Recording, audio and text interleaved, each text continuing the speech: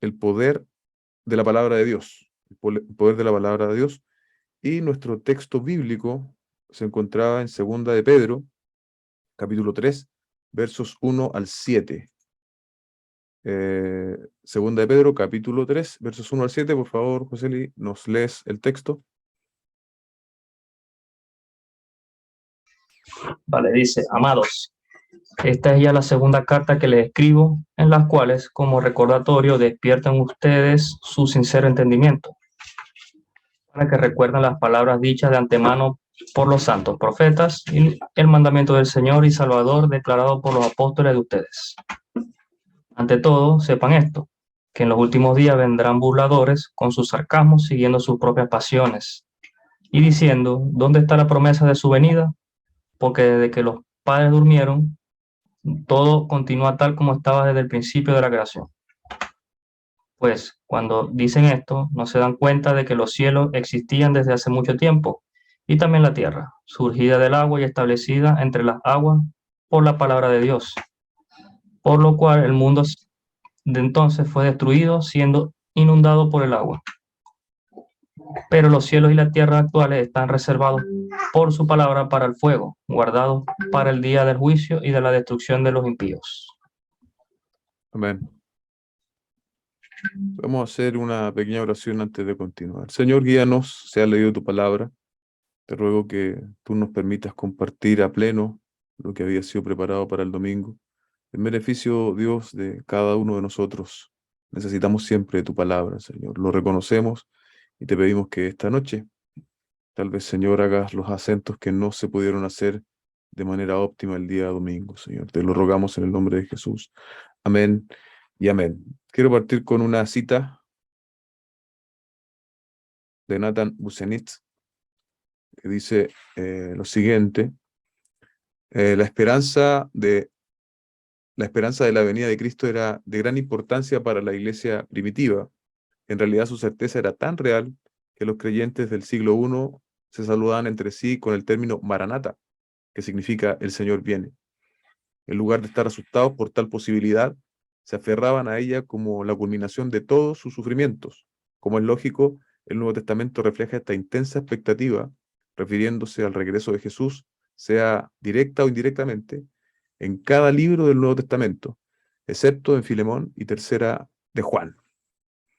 Honestamente, hermanos, yo no sé si vivimos con esta misma expectativa de la venida del Señor. Lo que sí es claro es que Satanás y su maquinaria de engaño, todos los falsos maestros, están prestos a distorsionar esta doctrina, que es precisamente la segunda venida del Señor. Dividiremos esta enseñanza, como ustedes saben, en 3 puntos, que he denominado: primero, la palabra que previene, en el sentido de que la palabra del Señor hace las veces, ¿cierto?, de ponernos en alerta frente a todo tipo de distorsión doctrinal, en este sentido y en otro. Por eso siempre debemos estar nosotros apegados a la palabra del Señor. El segundo punto es la palabra desafiada por los falsos maestros. Aquí vamos a ver básicamente cuál era la propuesta que los falsos maestros estaban haciendo respecto de la segunda venida del Señor. ¿Qué era lo que ellos estaban diciendo, más bien, respecto de la segunda venida del Señor y su juicio, y el juicio que Él va a traer? Y el tercer punto de la predicación, que fue prácticamente el que más faltó el día domingo, es que la palabra de Dios tiene la capacidad de crear, y eso nos maravillamos, ¿cierto? Nosotros en Génesis 1, el Señor, por el poder de su palabra, era capaz de llamar las cosas a existencia. No alcanzamos a dimensionar eso, pero es extraordinario.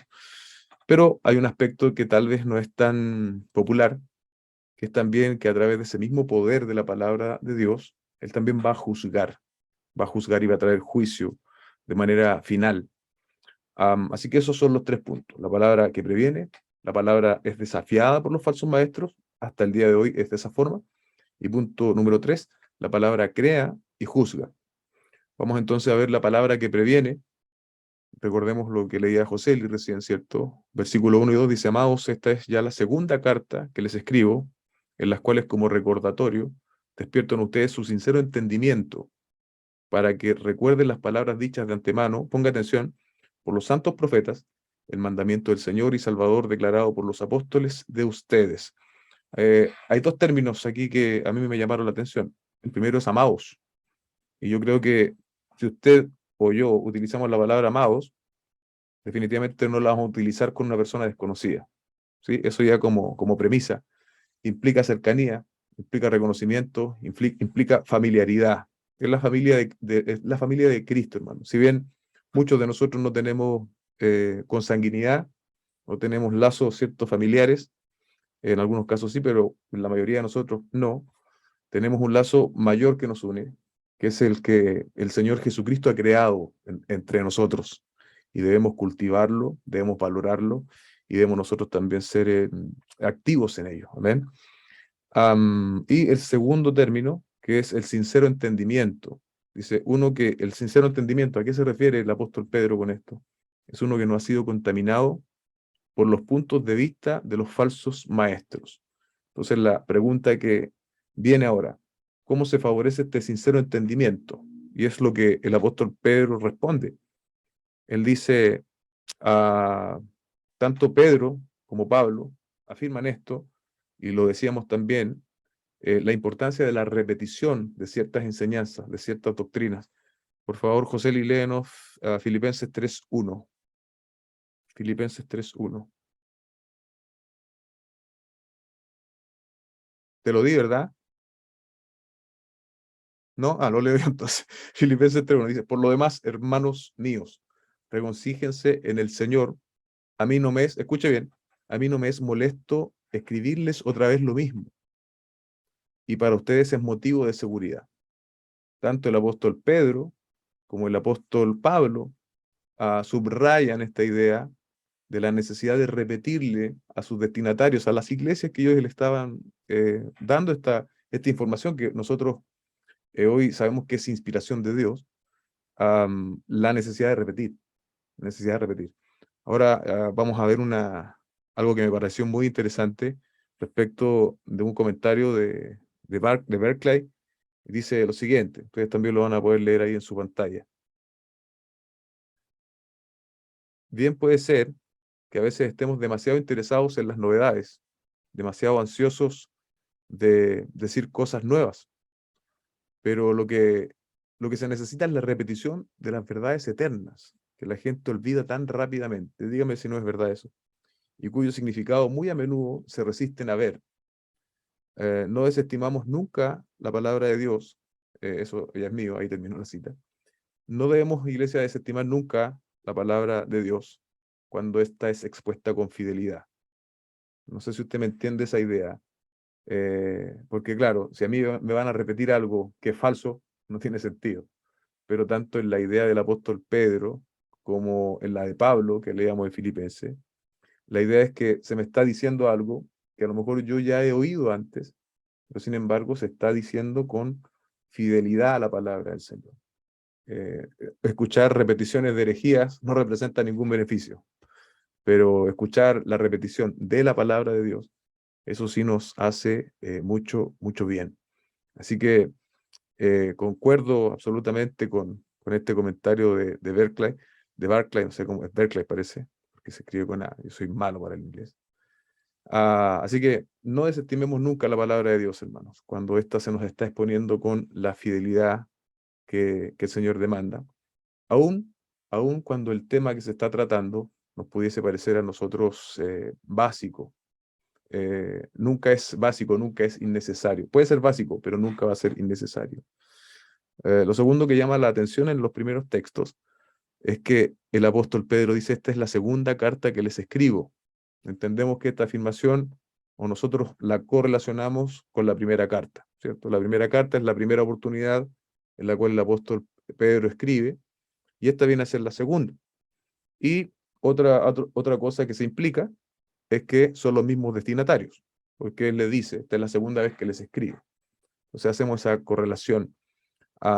Frente a la tergiversación de la verdad, entonces, iglesia, ¿qué era lo que se estaba diciendo aquí? La necesidad de recordar la verdad. Ese es un buen mecanismo para que nuestro sincero entendimiento sea fortalecido. ¿Qué debían recordar? Y aquí Pedro hace una alusión a la Escritura, a la revelación de Dios. En el punto número 1, podríamos decir, habla de los santos profetas. Y aquí está apuntando elementalmente al Antiguo Testamento y a los profetas que estaban en el Antiguo Testamento, quienes hicieron ya de forma muy temprana advertencias del juicio venidero. Los profetas del Antiguo Testamento en general hablan, ¿cierto?, en el contexto del pueblo de Israel, pero cuando nosotros leemos ciertas profecías que ellos hacen, nos damos cuenta que los juicios de los cuales ellos profetizan son no solo limitados a la realidad de Israel, sino que vienen a ser juicios mucho más cósmicos, mucho más mundiales. Y solo quiero mencionar y que José Lee nos lea Isaías, capítulo 13, verso 10 en adelante. Dice, pues las estrellas del cielo y sus constelaciones no destallarán su luz. Se oscurecerá el sol al salir y la luna no irradiará su luz. Castigará al mundo por su maldad y a los impíos por su iniquidad. También pondrá fin a la arrogancia de los soberbios y abatirá el orgullo de los despiadados. Hará al mortal más escaso que el oro puro y a la humanidad más escasa que el oro de Ofir. Por tanto, haré estremecer los cielos y la tierra será removida de su lugar ante la furia del Señor de los ejércitos, en el día de su ardiente ira. ¿Se da cuenta que al leer este texto, claramente está haciendo referencia a algo universal, a algo global? Y es precisamente lo que el apóstol Pedro está señalando. Este juicio es de carácter global, universal, va a alcanzar a todo el mundo. Y esto ya era profetizado por bien digo, repito, los profetas del Antiguo Testamento. Y la segunda parte dice el mandamiento del Señor y Salvador declarado por los apóstoles de ustedes. Eso ya es más neotestamentario, ¿cierto? Y leamos qué dice Judas 17 en adelante, por favor. ¿No la puse tampoco? ¿Sí? Dice, pero ustedes, amados, acuérdense de las palabras que antes fueron dichas por los apóstoles de nuestro Señor Jesucristo. Sigue José Luis 18. ¿Lo tiene o lo leo yo acá? Ya lo hayan. Ya. Quienes les decían en los últimos tiempos habrá burladores que irán tras sus propias pasiones impías. Estos son los que causan divisiones. Son individuos mundanos que no tienen el espíritu. Pero ustedes, amados, edificándose en su santísima fe, orando en el espíritu, consérvense en el amor de Dios, esperando ansiosamente la misericordia de nuestro Señor Jesucristo para vida eterna. También Judas nos ofrece una visión de esto más o menos similar, ¿cierto? Hay que alejarse de ciertos hombres, de ciertos individuos mundanos que no tienen el espíritu. En contraparte, ¿qué tenemos que hacer? Edificarnos en la santísima fe, orar en el espíritu. ¿Por qué? Porque de ese modo, ¿cierto? O en ese camino, o en esa característica, es precisamente donde está la vida eterna. Ahí es donde nosotros tenemos que perseverar. Para este tiempo, la enseñanza posiblemente oral, sobre todo la del Nuevo Testamento, debieron haber ya unos escritos circulando, y de hecho esta misma carta da testimonio de eso. Lo vamos a estar viendo en las próximas semanas, donde el apóstol Pedro previene, dice que hay inconstantes que tuercen la escritura, y también los escritos del apóstol Pablo. Claramente ya había circulación de escritos que hoy día nosotros tenemos compilados en el Nuevo Testamento, pero era la revelación de Dios, y la iglesia primitiva lo entendía de esa forma. Ahora nosotros tenemos tanto el Antiguo como el Nuevo Testamento, amados hermanos, iglesia, para enfrentar toda distorsión de la verdad. Los mensajeros del error, los falsos maestros, se mantendrán sin éxito en la medida que la iglesia de Cristo sea capaz de ceñirse a lo revelado, a la Escritura, al Antiguo, al Nuevo Testamento, y dilucidar las dudas y los desafíos doctrinales desde la palabra del Señor, y no desde la novedad, que muchas veces, como se decía antes, nos gusta tanto. Para nosotros hoy hay un concepto que como iglesia hoy día mantenemos, afirmamos y levantamos, y es que creemos en la suficiencia de la Escritura. ¿Saben? ¿Qué quiere decir eso? Que en términos de fe y de práctica, la Escritura es suficiente. En términos de responder a los distintos desafíos de la vida, incluidos los de los falsos maestros, la Escritura es suficiente. No necesitamos acudir a otra fuente que no sea lo que Dios nos ha provisto en su palabra. A la distorsión doctrinal, lo hemos visto a lo largo de Segunda de Pedro, ¿cierto? En este sentido, y específicamente hoy hablando de la segunda venida del Señor y del juicio venidero, nosotros tenemos que permanecer en la verdad revelada. Y es nuestro mejor antídoto, es nuestra mejor arma para defendernos en contra de toda disolución. Ahora, en una aplicación un poco más amplia, Iglesia, pero respecto del mismo principio que está aquí exponiendo el apóstol Pedro, tal vez no tan enfocado en esto de la segunda venida. Hoy día hay iglesias cristianas, ¿cierto? Introduciendo como métodos, introduciendo incluso información de otras áreas, estrategias, entretención, y todo esto es absolutamente ajeno a la Escritura. Por lo tanto, muchas veces se piensa que la iglesia tiene que ser relevante. Entonces, si la iglesia tiene que ser relevante, tenemos que un poco traer el mundo a la iglesia, ¿sí? Tristemente, en ese traer el mundo a la iglesia, nos equivocamos, nos equivocamos. Si bien podemos utilizar muchas cosas, hoy día nosotros lo estamos haciendo, utilizamos la tecnología, pero la iglesia jamás puede utilizar algo que contamine el mensaje del Señor, que le reste santidad, que le reste importancia a lo revelado. Y jamás, ¿cierto?, podríamos nosotros caer en el escenario de empezar a hacer otras cosas que la Biblia no nos indica hacer, e incluso muchas veces que no nos permite hacer. Hoy día usted puede ver cristotecas, hermanos, cristotecas, donde se llama a los jóvenes a que vengan a congregarse, a reunirse, pero ¿de qué estamos hablando? ¿De qué estamos hablando? Necesitamos de verdad ese grado de entretenimiento y necesitamos parecernos tanto al mundo. Ya el evangelio es algo tan residual, de tan poco poder, que necesitamos mimetizarnos con el mundo.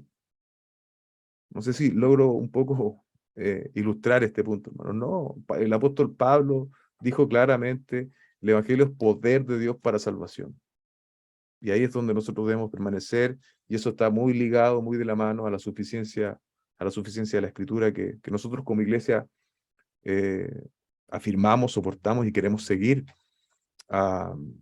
Hacemos, por lo tanto, muy bien en creer y en afirmar la suficiencia de la Escritura para dirigir nuestras vidas como individuos particulares y también como iglesia, por supuesto. El tema escatológico, volviendo al hilo conductor de este estudio, predicación, digámosle, siempre es asaltado, hermano. Siempre es un tema que da mucha materia a los falsos maestros, ministros, sectas, quizás no específicamente juzgando el juicio de Dios. Lo que los falsos maestros estaban haciendo aquí era juzgar, negar el juicio. No va a pasar nada, lo vamos a ver un poquito más adelante. Pero sí, lo que hemos visto probablemente en los últimos años es que muchos han previsto fechas. Han dicho, en tal fecha va a venir. Bueno, ahí hay sectas e incluso personas del mundo evangélico que también han caído en ese tipo de error. Pedro no solo llama a leer su carta, no sé si se da cuenta en este punto. Recuerde que este punto, el primer punto, es la palabra que previene, ¿sí?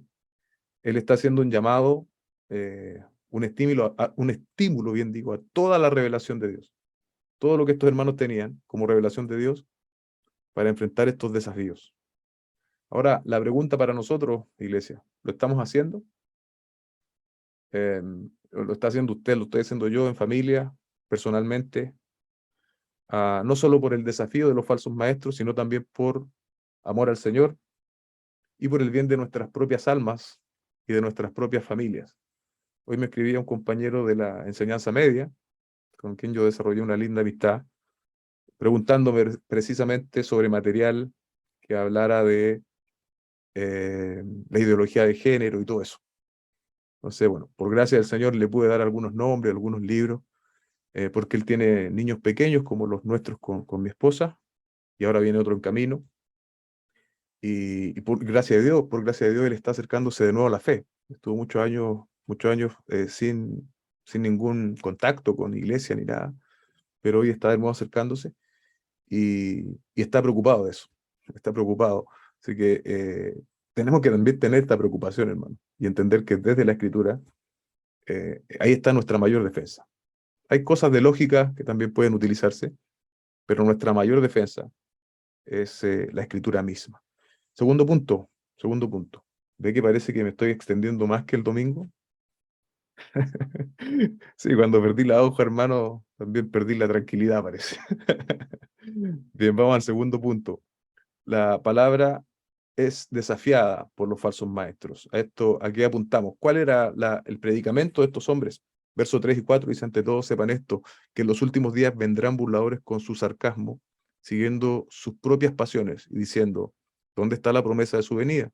Porque desde que los padres durmieron, todo continúa tal como estaba desde el principio de la creación. Leamos una cita de John MacArthur, por favor. La voy a leer mientras se coloca en la pantalla. Dice: la prioridad principal de Pedro en esta sección de su carta es advertir a los cristianos acerca de la manera como los falsos maestros tratarían de negar este juicio y robar la esperanza de los creyentes. Aquí está entonces, en estos versículos 3 y 4, lo que estos hombres estaban negando. La expresión últimos días identifica el periodo de tiempo que va desde que el Señor vino, ¿cierto?, su primera venida, hasta este preciso momento en el cual yo estoy hablando. Es decir, Pedro y sus destinatarios estaban en los últimos días y nosotros estamos en los últimos días, hasta que Jesucristo vuelva por su iglesia. El verso 3 nos recuerda algunas características de los falsos maestros, de los mensajeros del error. Dice: burladores que con su sarcasmo van siguiendo sus propias pasiones. Cuando yo leía esto, me acordé del siguiente texto, a ver si lo leemos, segunda de Timoteo 2:15.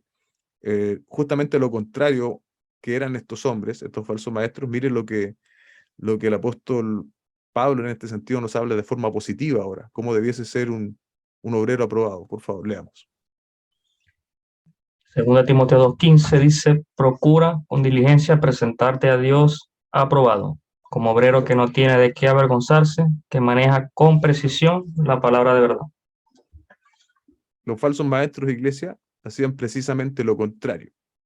Al falso maestro no le interesa la aprobación de Dios, sino, como muy bien dice el texto, ellos siguen sus propias pasiones, manifestadas en vidas reprobadas, que, como veremos a continuación, son capaces de levantar razones convenientes para negar el juicio final de Dios. Hay algo ahí, ¿cierto?, al negar el juicio que le permite al falso maestro pecar. Vamos a verlo con más claridad después. Y claramente al falso maestro, hermano, no le interesa manejar con precisión la palabra de Dios. Eso no está dentro de su agenda. Él se deja guiar, como dice el texto, por sus propias pasiones, por su propio pecado. Por lo tanto, manejar con precisión, ahí la palabra griega, ¿cierto?, es cortar rectamente. No le interesa. Él puede tomar textos de por aquí y de por allá, armonizarlos a la fuerza y venderte la mentira. Por eso nosotros tenemos que estar capacitados. ¿Cuál era la predicación de los falsos maestros? Esto está expreso en el verso 4. Mira cómo dice. Esto era lo que ellos decían. ¿Dónde está la promesa de su venida? Porque desde que los padres durmieron, todo continúa tal como estaba desde el principio de la creación. En otro frente de distorsión doctrinal escatológica, el apóstol Pablo también enfrentó tal vez una distorsión distinta, pero relacionada también a la escatología, en segunda de Tesalonicenses capítulo 2, verso 1 al 3.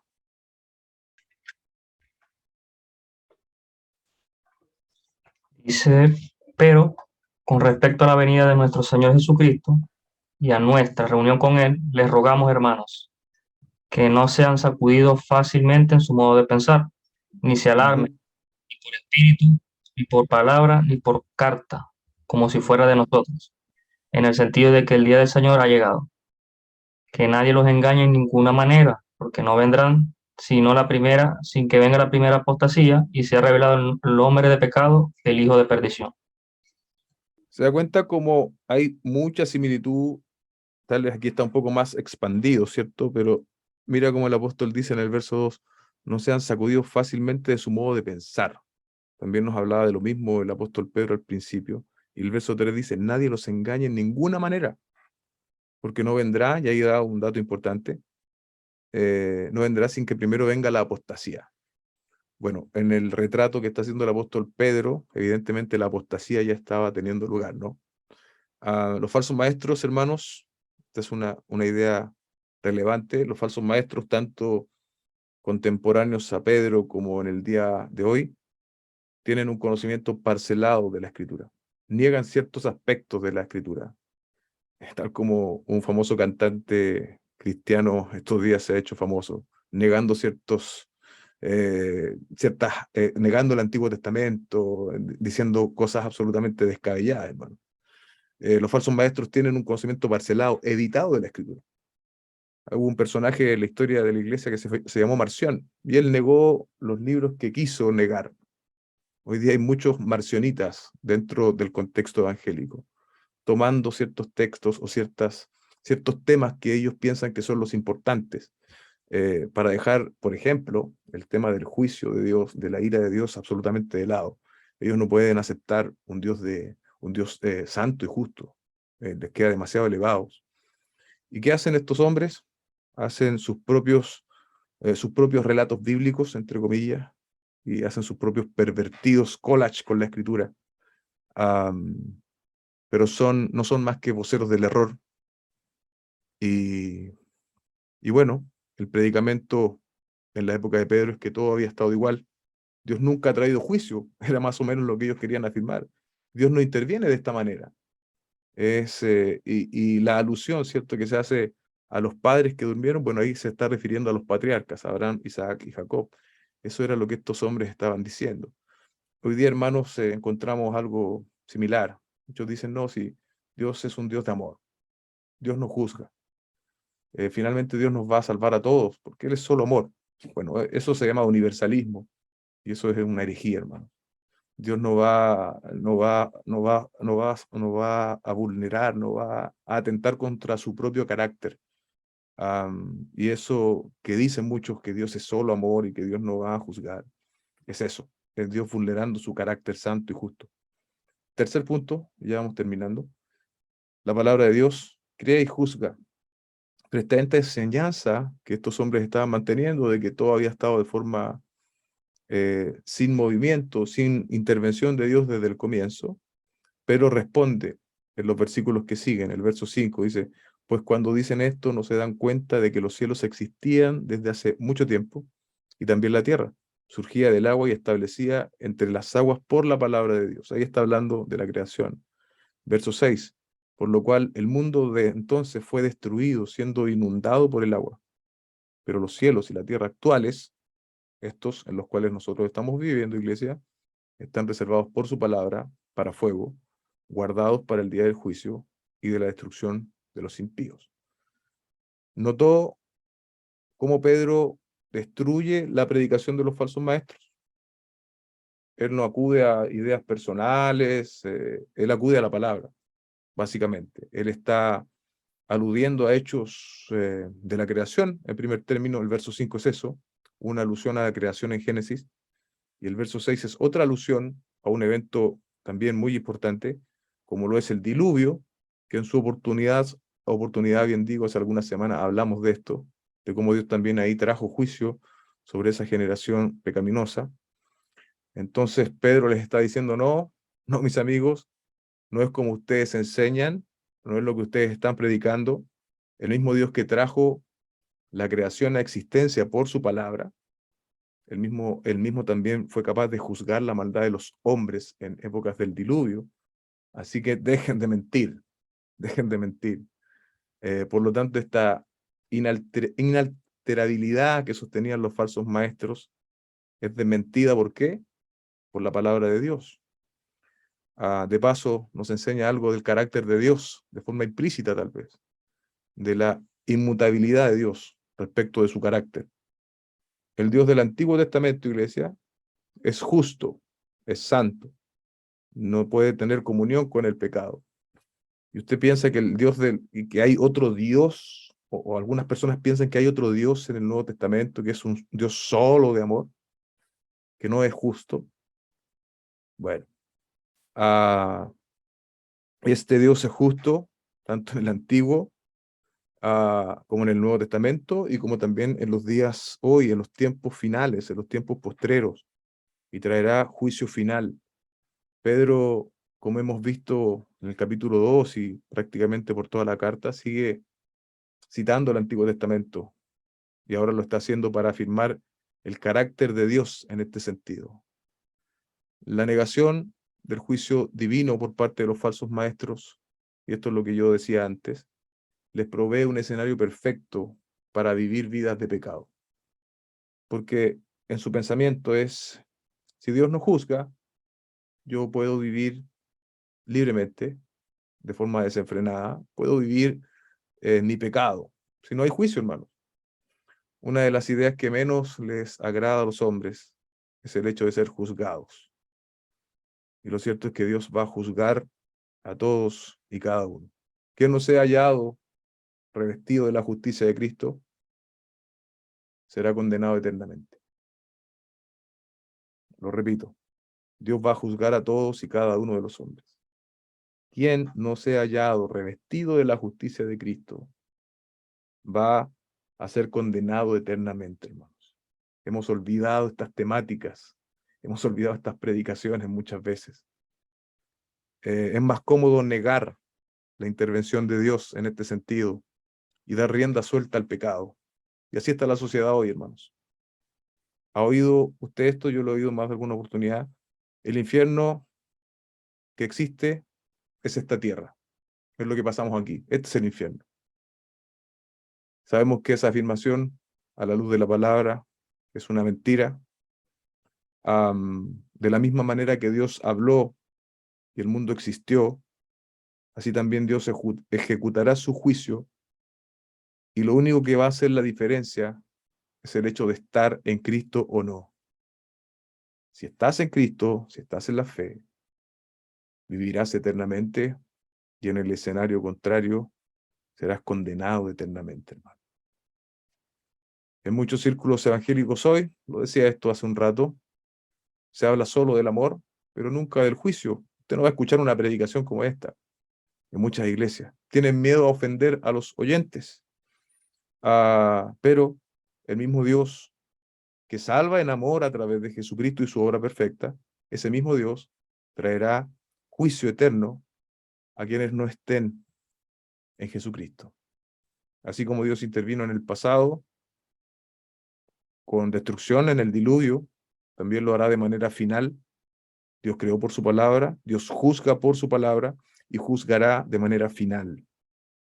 Verso 7, pero los cielos y la tierra actuales, ahora, iglesia, estos, los que tú y yo estamos pisando y viviendo, están reservados.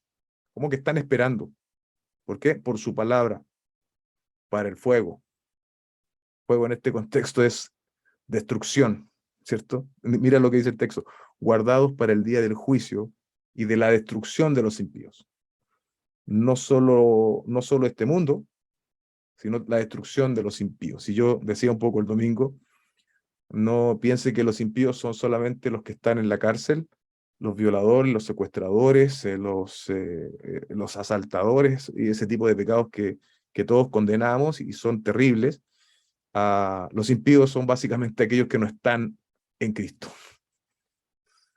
Si alguien está oyendo esto esta noche a través del internet o algo así, o viéndolo después, si no estás en Cristo, tus obras no tienen ningún valor. Las obras del hombre, de la mujer, sus buenas obras no tienen valor, no tienen valor. El único medio de salvación es ser revestidos de la justicia de Cristo. El único medio de reconciliación es estar en Cristo a través de la fe y el arrepentimiento. Escúchame, amigo, tú puedes venir a Cristo en arrepentimiento y fe. Y tú saldrás solamente a través de esa vía, a través de la obra de Cristo, de la categoría de impío. No hay otra forma. No hay otra forma. Y el que no sale de la categoría de impío será destruido por fuego, dice la Escritura. Y no es que sea un aniquilamiento como algunas sectas confirman, será un sufrimiento eterno. Dice otro autor, no alcancé a buscar el nombre, pero él comenta lo siguiente, dice, ese mismo poder de Dios que, después de crear el mundo con su palabra, lo hizo perecer con el diluvio y lo hizo surgir otra vez como una nueva creación, lo volverá a destruir otra vez por el fuego del día del juicio. Dios lo tiene dispuesto así, de tal manera que si el mundo de hoy todavía subsiste, es porque Él lo tiene reservado, bien guardado hasta el día en que Él se le plazca acabar con él por medio de una espantosa conflagración. Esto es un escenario terrible, hermanos, terrible. Ni la mejor película de Hollywood yo creo que logra retratar lo que aquí va a suceder. No va a ser con agua, como en el diluvio, ¿cierto? En honor a la palabra del Señor. Dios dijo que no iba a terminar nunca más de esta manera el mundo, pero sí con fuego. Eso enseña el texto. Iglesia, ya ahora sí estamos terminando. Jesucristo viene, muchos lo niegan, otros lo tergiversan. Dicen, vino en presencia espiritual, por ahí por el 1950. Otros se animan a poner fechas. La palabra de esta noche, el repaso que estamos haciendo y trayendo la enseñanza que estaba preparada originalmente, nos previene contra todo tipo de tergiversación en este sentido.